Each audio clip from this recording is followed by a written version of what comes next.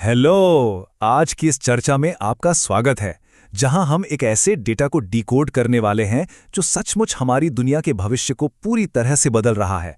हम बात कर रहे हैं द ग्लोबल फर्टिलिटी डिवाइड की। दुनिया भर में जन्म दरें इतनी तेजी से बदल रही हैं कि ये अब सिर्फ कोई बोरिंग जनसांख्यिकीय आंकड़ा नहीं रह गया है। ये हमारी अर्थव्यवस्था, हमारे समाज और आने वाले कल को फिर से लिख रहा है। तो चलिए बिना किसी देरी के सीधा इस विषय में उतरते हैं और इन नंबर्स के पीछे की असली कहानी को समझते हैं। जरा इस नंबर पर गौर कीजिए, 2.2।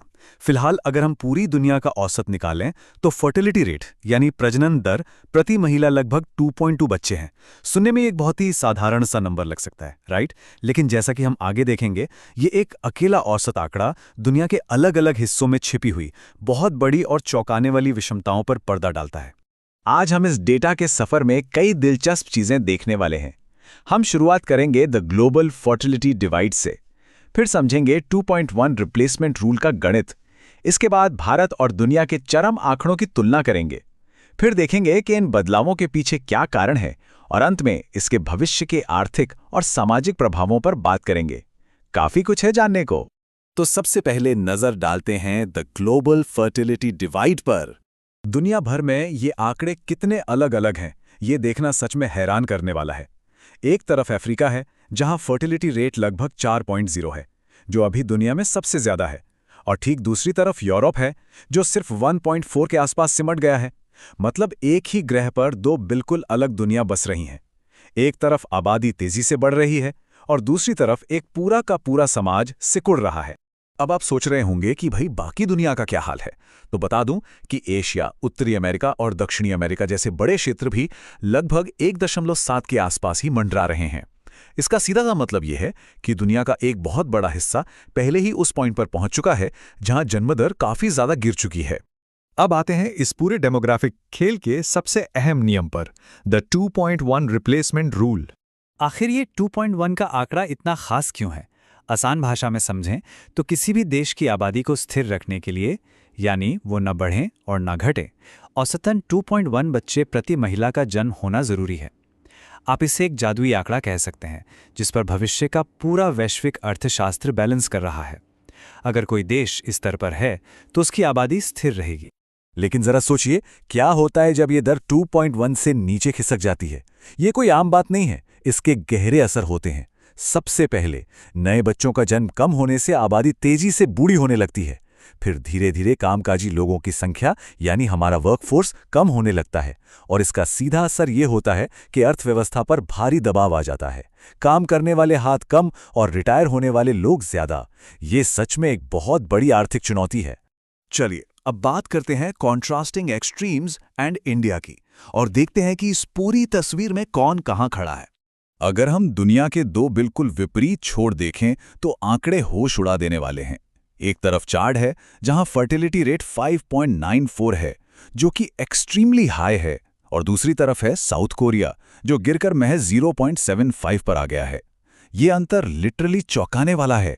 साउथ कोरिया में तो जन्म दर इस रिप्लेसमेंट लेवल के आधे से भी कम हो चुकी है। और हाँ, ये कहानी सिर्फ इन दो देशों की नहीं है। अगर हम हाई फर्टिलिटी वाले देशों को देखें तो Somalia 5.91, democratic Republic of Congo 5.90 और नाइजीरिया 4.30 पर हैं। वहीं दूसरी ओर हांगकांग 0.74 और मकाओ 0.69 जैसे बेहद निचले स्तर पर संघर्ष कर रहे हैं।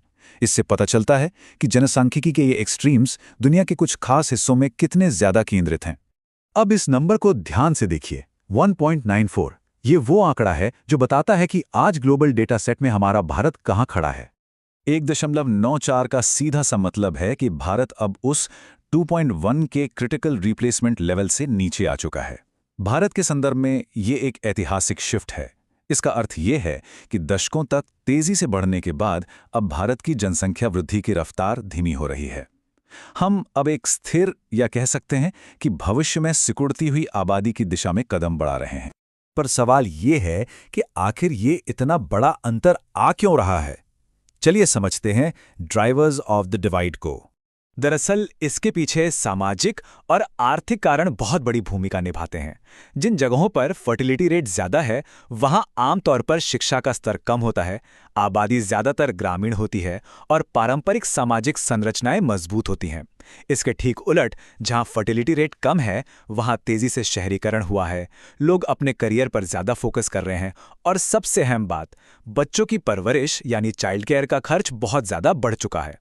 एक्सपर्ट्स एक और बड़ी बात बताते हैं, जहां स्वास्थ्य सेवाओं की कमी होती है, वहां शिशु मृत्यु दर ज्यादा होने के कारण जन्म दर भी ज्यादा होती है।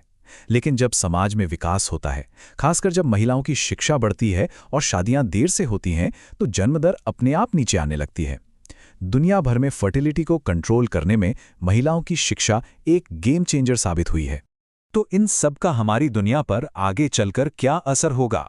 अब बात करते हैं future economic and social impacts की। अगर हम आने वाले दशकों की तस्वीर देखें तो वो कुछ ऐसी होगी।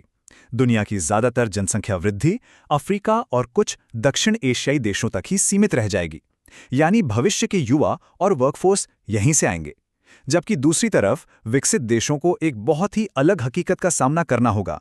एक बूढ़ी होती आबादी, काम करने वालों की भारी कमी और उससे पैदा होने वाला जबरदस्त आर्थिक तनाव। और आपको पता है, इस ट्रेंड ने इंटरनेट और रेडिट जैसे प्लेटफॉर्म्स पर एक जबरदस्त बहस छेड़ दी है। लोग दो खेमों में बटे हुए हैं।